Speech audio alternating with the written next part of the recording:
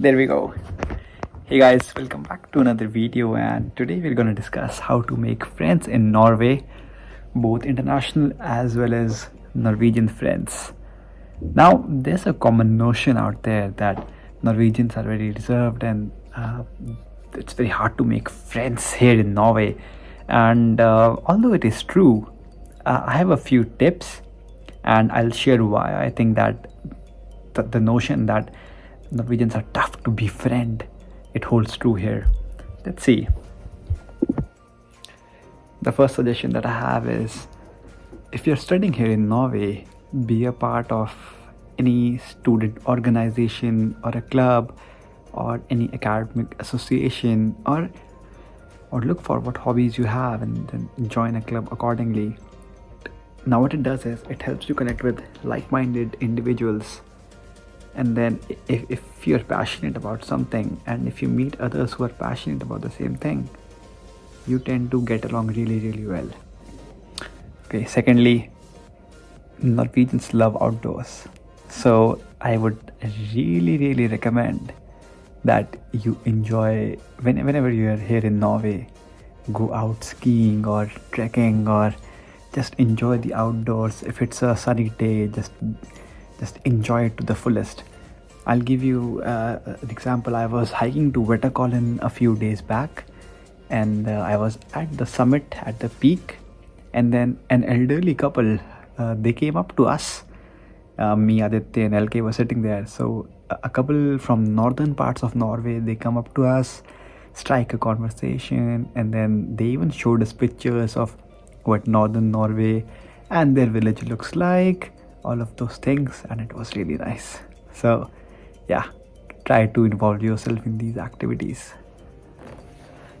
Norwegians open up a lot after having drinks, so if somebody is inviting you to a party, don't say no to it because that's when you actually get to know each other. And after having a drink or two, Norwegians are like the best of friends. They are so good to talk to. They are so warm and they're so nice that everything just fits into place. And yeah, like I said, if you're a part of a student organization or a student body, then you will go out partying, and that is a great opportunity to make friends here in Norway. And lastly, take it slow. Don't be in a rush to make friends here, because people here like to take their time. They like to open up slowly. So once you've been hanging out with somebody for some time, you could ask them to come over for a coffee or a tea, or let's say I'm from India, so I usually call them over for some Indian tea or Indian chai. It's really nice. So let's ask one of my Norwegian friends what she thinks about making friends in Norway. Ask the experts. We have Liva with us. Hello! Liva, how does one make friends in Norway? I think making friends in Norway can be quite hard, but also when you know the tricks, it's a bit easier. Especially when you're a student, I would recommend joining your student union and try to find someone with the same interests as you, and also just walk up to them, have a chat, and perhaps go drinking, because then that's when Norwegians loosen a bit up. Perfect. You know what they say? Once you make a Norwegian friend, you're friends for life. But making friends here can be tough. So this is where an organization called SpeedFriending comes into play. It's just like speed dating. You'll have a lot of people sitting in a, let's say, an auditorium, a hall, a cafe, or a pub, and then it'll be really quick. So you'll be given like 30 seconds or 1 minute each for each individual, and then you have to keep moving ahead, keep like talking to. So at the end of the day, you end up talking to everybody for like 30 seconds or 1 minute. And I think it's an amazing initiative, not only for Norway, but I think wherever in the world you go, when you're new to a place, when you don't belong to the culture, or you don't speak the native language, it becomes hard to be friends with somebody who's a local. That is where these organizations come into picture and they help people meet each other, and I think they're doing a brilliant job with it.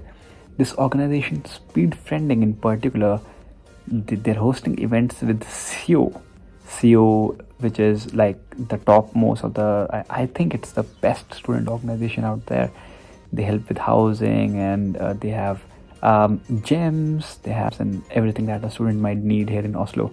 So let's get one thing out of the way. So I was not paid by anybody, and I'm speaking from my experiences, because I was a part of a SpeedFriending game earlier. I think it was like September or October, and it was fantastic. Like I went inside the hall knowing nobody, but by the time I left, I at least had 10 friends in that hall room, and then we've been meeting each other, we've been seeing each other for coffee, and whenever we see each other at school, or we just pass by, say hi or say bye, it's a lot of fun.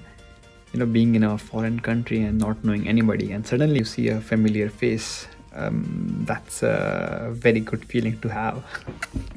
So if you're coming to Norway, or if you're from any other country and trying to make new friends, trying to host events that promote such behavior, promote such activities, I think this would be a great thing to check out. And I'm going to leave some images from the past events that these guys have organized. Well, with COVID into picture, it becomes even more harder to make friends. So yeah, just check them out, and I hope you like it. We are doing a sample SpeedFriending.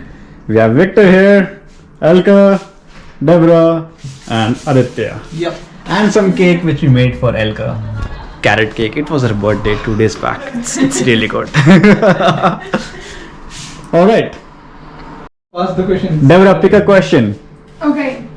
If you won 15 million in the lottery and they were to be used in a year, what would you have spent the money on? Who's the question for? Who goes first? Victor? Hey. How much? 15 million. Oi. And you have to spend it in 1 year. 1 year. 1 year is sufficient, you know that, right? I could buy a lot of things. What things? Like things. Badamtas. Yeah. Do you want your hamsters? So Victor and Deborah are musicians. You want to buy your hamster farm? You could buy a hamster We cafe. could buy a hamster farm. And a butcher knife? What about you, Elka? I think traveling. That's a nice answer. I'll buy a house, 1 car, 1 van, and I'll find a partner so that I can travel around Norway at least for a year. And if the money is still there, then I'll do something else. That was nice. This is not actual SpeedFriending, but this is our version of SpeedFriending.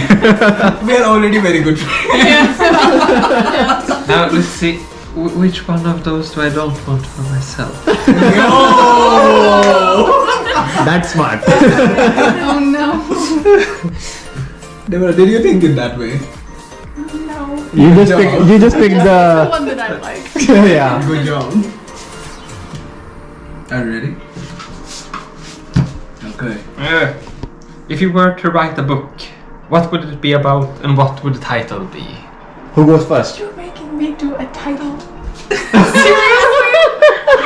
Another one? Okay. Yes. Which book? Oh no, I'm the first. I thought I was the